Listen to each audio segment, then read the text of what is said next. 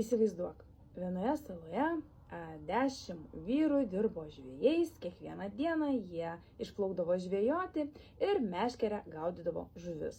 Kol kartą į tą salą neatplaukė misionierius ir neišmokė juos dirbti su tinklu.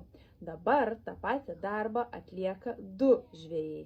Vienas irkluoja valtį, kitas užmeta tinklą ir pagauna lygiai tiek pat žuvies, kiek pagaudavo 10. Vadinasi, 8 žvejai liko bedarbiai, o tu ar esi pasiruošęs visiems gyvenimo pokyčiams? Galbūt vieną dieną ir tavo darbo vieta taps automatizuota, mechanizuota ar kažkokiu tai būdu palengvinta ir tavęs galbūt ten nereikės. Jeigu tu prarastum darbą, ar tu turi kažkokį tais atsarginį variantą ar tai atsarginę galimybę?